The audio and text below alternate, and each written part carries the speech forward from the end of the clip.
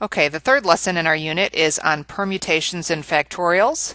If you glance over the targets, you can once again see that we're going to be spending our time learning how to count possibilities. So I wrote that up here again, similar to what we did yesterday. In fact, we're going to be incorporating, if you look at the second target, I can use permutations in conjunction with the multiplication rule to count. And also, again, we'll be working with some constrictions on the problem as well. Okay? All right, so let's talk about what a permutation is. A permutation of a set of objects is an ordering of the objects in a row. And so this is really key here. We're going to put this in a box and put a big star by it. When you're talking about permutations, it's all about order. So for example, real simple here, if we want to list all the permutations of the letters A, B, and C, real simply, I could write ABC, I could write ACB, I could write BCA, I could write BAC, I could write CBA, and I could write CAB. There are 6 different permutations of the letters A, B, and C. So we want to know how we can count these up and how we can generate them. It says, in general, the number of permutations of n distinct objects is n factorial.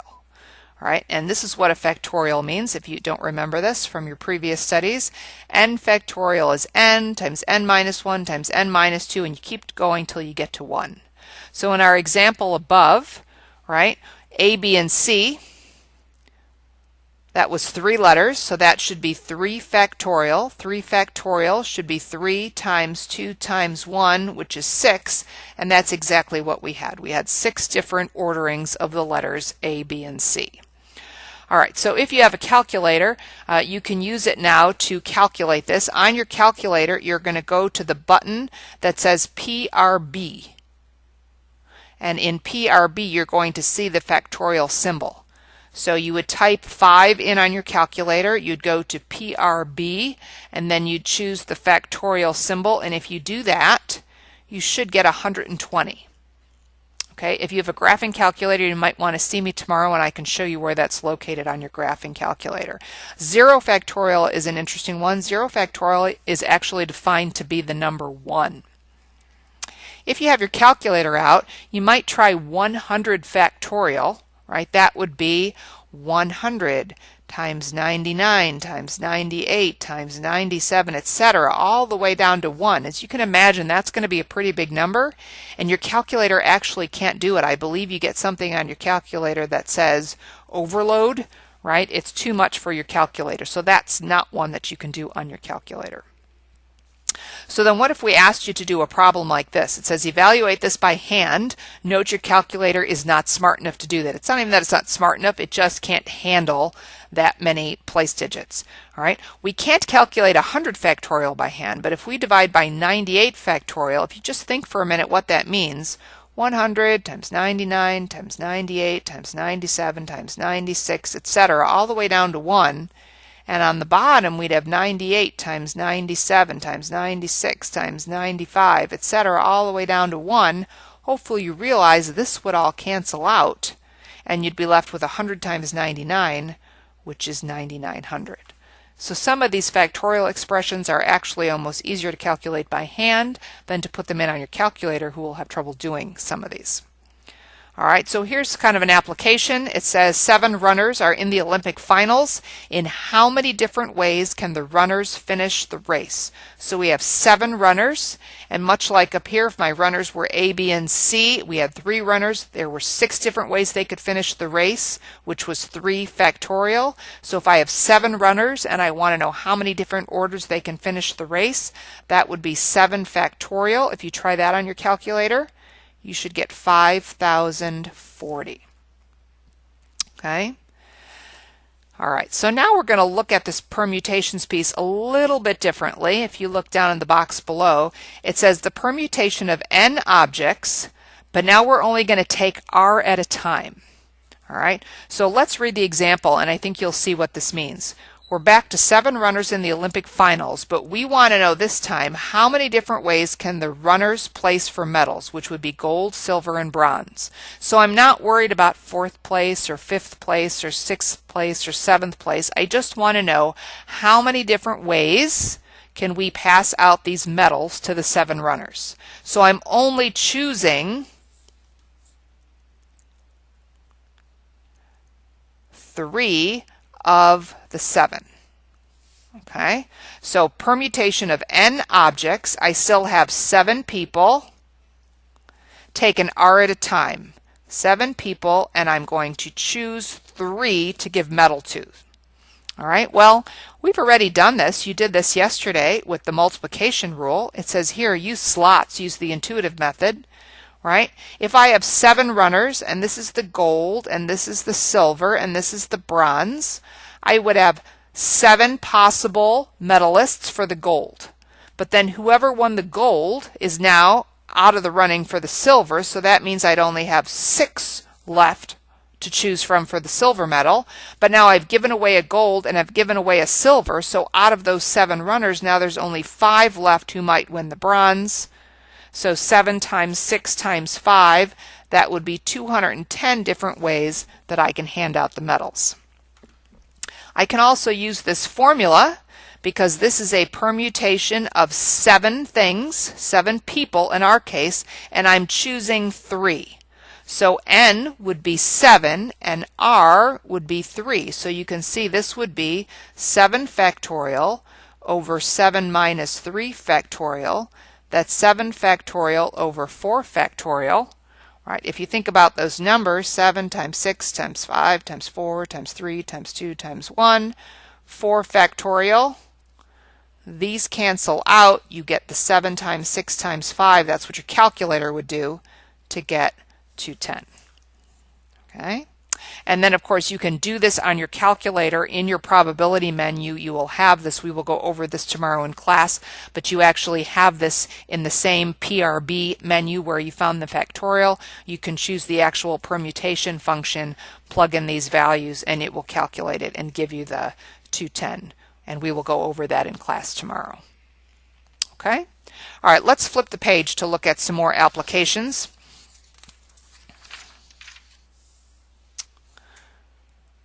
All right, so here's where it probably is the toughest because we're going to be involving the multiplication rule along with this idea of permutations. So these first couple, I think, are fairly straightforward. It says, how many ways can the letters of the word computer be arranged in a row? So this is kind of like 7 runners. How many different ways can they finish? I've got 1, 2, 3, 4, 5, 6, 7. I have 8 different letters. So if I have 8 different letters and I want to arrange them in as many different ways possible, that would just be 8 factorial, which in fact is 40,320. All right. Now let's make a little restriction on this. In how many ways can the letters in the word computer be arranged if the letters COM must remain next to each other and in that order? So in effect, what we're doing is taking the COM and we're lumping it together, and it's going to move around when we make these arrangements. So that's just going to be one piece altogether. All right, so here I numbered just the C as 1 and the O as 2, but this whole chunk has to stay as COM, and it's going to move around in the other letters in that grouping. So that's 1. The P is 2, the U is 3, the T is 4, and then I have 5 and 6 with the E and R. So now instead of having 8 different things to arrange, I really only have 6 different things to arrange. So that would be 6 factorial, which puts me down to 720 ways. All right, C is where it gets kind of tough.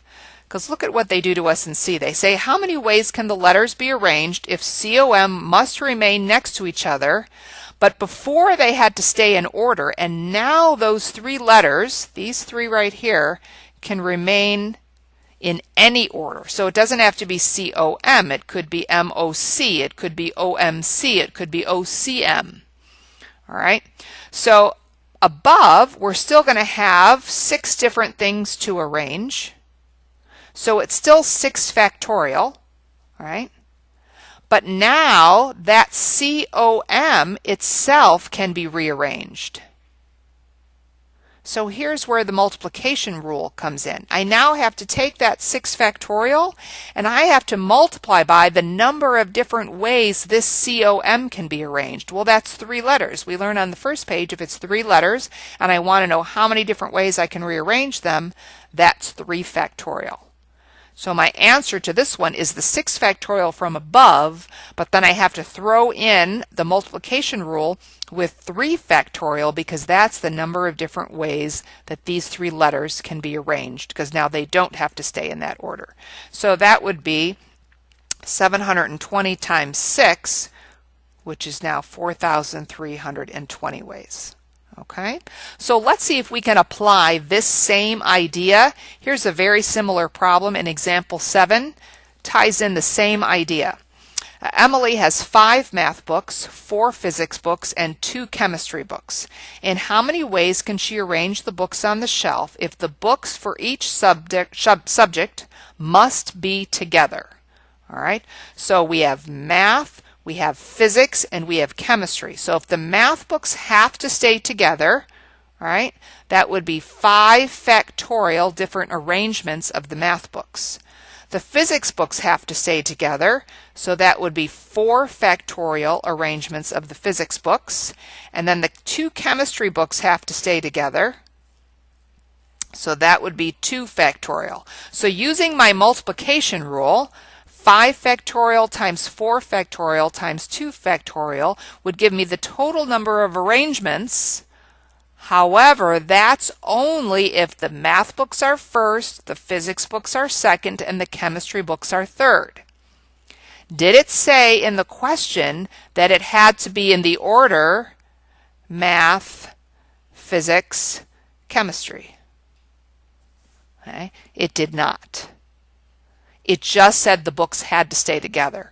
So now I have to take that and I'm going to have to multiply by the number of arrangements. How many different ways can you rearrange math, physics, and chemistry? Well, that's 3 different subjects, so it could be math, physics, chemistry. It could be math, chemistry, physics.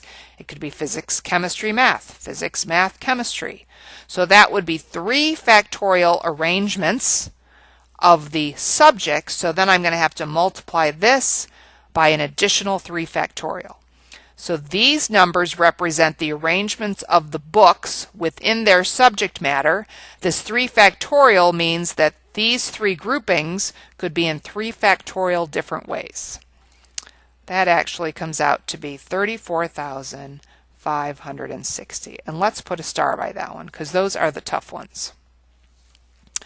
All right, let's look at a few more here and then we'll finish up. Suppose you want to go to a Big Ten university. Note that there are actually 14 universities in the Big Ten. In how many different orders can you visit all 14 universities? I hope by now you realize that's just 14 factorial. In how many different orders can you visit 3 of the 14 universities? So again, that is the probability of 14 universities choosing 3. So you could do that on your calculator, or if you prefer the blanks, right? How many different orders can you visit 3 of the 14? Well, I'd have 14 choices for the first university. I'd have 13 choices for the second university, and then I'd have 12 choices for the third university. Either one of those would get you your answer. Okay, example number 9 takes us back to kind of example C and example 7. This is another tough one, so let's put a star here. Arranging people that must be together or can't be together. Okay, it says a group of 6 people are going to see Star Wars: The Force Awakens on Friday, December 18th, 2015. 2 of the 6 are boyfriend and girlfriend and insist on sitting side by side next to each other. In how many ways can the 6 be seated together in a row? So let's number these. We have 1, 2, 3, 4, and let's go girlfriend and boyfriend. Those are my 6 people, right? They have to stay next to each other. So I would argue that this is a lot like these 2 problems up here, where the COM had to stay together. The girlfriend and the boyfriend have to stay together. So I really have 1, 2, 3, 4. They are counting together as a fifth spot. So that's really going to be 5 factorial. That's the number of different ways. But now, notice above when we did the computer problem, in this example, the COM was going to stay in that order. In the second example, we had to consider that COM didn't necessarily have to stay in that order, so we had to throw in an extra 3 factorial for the arrangements of COM. So let's go back to our problem. We've kept them together as a group. They counted as the 5th spot that we were seating. But does it have to be girlfriend, boyfriend in that order? Does the girl have to sit first and then the boy next? Right? It doesn't say that. It just says they have to be side by side. So then we have to consider the possible arrangements for just the girl and the boy. So that's where we have to throw in a 2 factorial, right? Because that could be boy, girl, or it could be girl, boy. So they count as 1 when we're moving them around in the arrangements. That's why I only have 5 here. But then because their positions can be flipped, we multiply in a 2 factorial using multiplication rule. That comes out to be 240. Okay? Now there's a neat trick in part B. Part B, now assume that the boy and the girl broke up and they refused to sit side by side next to each other. In how many ways can the 6 be seated together in a row? All right, so now they are broken up. Isn't this the exact opposite of what we have up here? All right, so I want to say it's the opposite of part A. They cannot sit side by side. So what we're going to do is consider all possibilities, and we're going to subtract the possibilities where they sit side by side, because I've already calculated that. I know side by side there are 240 ways. Right? Well, what are all the different possibilities for these kids to be seated? There are 6 kids, so that's 6 factorial possibilities for them to sit. We know there are 240 with the boyfriend and the girlfriend right next to each other. If you calculate that, you come up with 480.